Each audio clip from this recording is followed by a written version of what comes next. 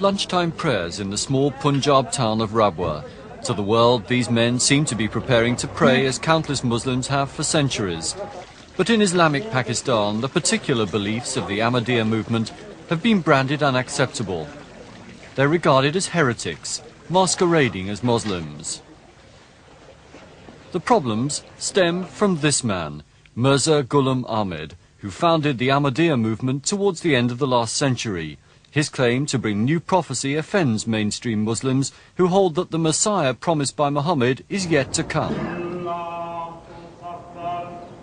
The 10 million followers of the movement worldwide believe they've brought a renaissance to Islam, making it what they describe as pristine and pure. But in Pakistan, a country created for Islamic beliefs, defending the ideological borders of the faith has assumed great importance. The 4 million Ahmadis who live here are seen as infidels. According to retired justice and former head of the Islamic Ideology Council, they must be cast from the Islamic fold. It is something extremely painful, I should say, it should not only for me, but for any reasonable person, to call a person who claims to be a Muslim and asserts to be a Muslim, and to hold him a non-believer as someone outside the pale of Islam. It is something most painful and regrettable. And I have come to the definite and firm conclusion that they were outside the pale of Islam, and there is absolutely no doubt about it. In the town of Rabwa, virtually all of whose residents are Ahmadis, there was great concern 2 years ago to learn that the martial law regime of President Zia-ul-Haq was to legislate to prohibit them from what the government called anti-Islamic activities. No longer were the townspeople of Rabwa and fellow believers elsewhere able to call themselves Muslim. They couldn't summon the faithful to prayer in the Muslim fashion or name their places of worship mosques.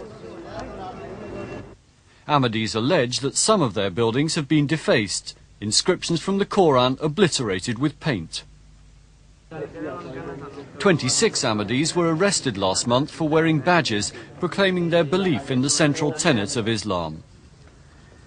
In suburban South London, the present spiritual leader of the movement has found a heavily guarded place of exile. He fled Pakistan 2 years ago because of what he regards as the religious persecution of his followers. Hundreds of Ahmadis have been punished, persecuted, prosecuted, dragged in the streets by the police, beaten up, just for the crime that they declared this kalima, that's fundamental article of Muslim faith, because they believed there is no God but one. They believed in the truth of the Holy Prophet of Islam. And this is a crime, prime crime in Pakistan, a crime for which they will not accept bail. I'm very sorry if there have been some individual cases of some persecution. It would be something which is wholly indefensible, and any reasonable person would, instead of, say, condoning it, would rather condemn it, I being one of them.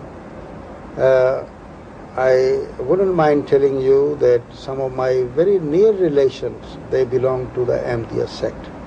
And I have every reason to believe that no case of persecution has been brought to my notice of this kind. The Munir family believes one of its members has been persecuted for his religious beliefs. They discuss with their lawyer the death sentence passed on 32-year-old Ilyas Munir for the killing of 2 men when his place of worship was attacked. He maintains from behind bars that he's wrongly convicted, especially since the mosque caretaker has admitted firing in self-defense. We were really very much upset that why this sentence has been given to such a man who has not been on the spot even, because we were thinking that there will be justice will be done. Amnesty International has drawn attention to the 4 Ahmadis now facing hanging in Pakistan, especially in view of doubts about the legal procedures of the Munir case. Well, apart from our unconditional opposition to the death sentences, there is serious concern that there may be a possible miscarriage of justice because of the serious allegations that have been made about the partiality of the investigating authorities. It is simply the contention of Amnesty International that, in the first place, before this military court, we do not believe that the procedures employed have ensured that these prisoners have had a fair trial. In Rabwa, the Ahmadiyas have a college for missionaries, with over 300 students from all over the world. Taught in Urdu and Arabic, these young men have dedicated their lives to spreading their beliefs. And it's this concern with converting other Muslims to the movement that may have contributed to the hostility of mainstream Muslims. Students like Tahir Selby from Wembley remain convinced of the rightness of their beliefs. We like to think of what God thinks rather than what man thinks. And in our opinion, this is what God wants, how Islam should be practiced. The Ahmadiyas are a successful community, prominent in commerce, education and public service.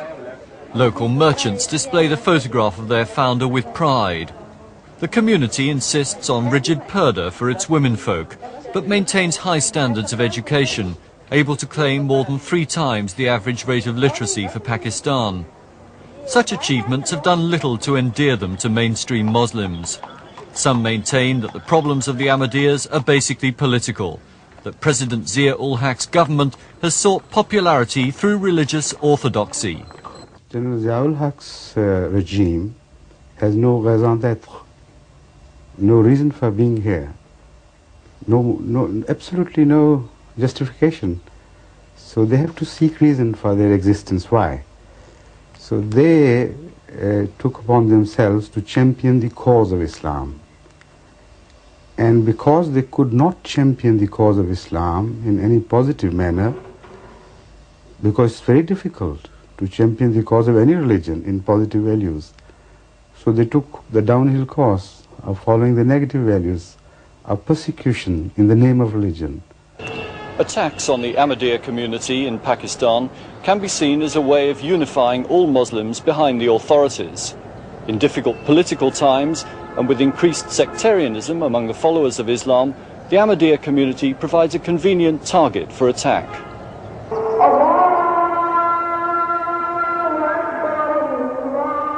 As the Muslim faithful gather to pray, members of the Ahmadiyya movement know they cannot expect this or any future government to change their legal position here as non-Muslims. All Pakistani politicians must come to terms with the influence of the mullahs if they want to achieve power.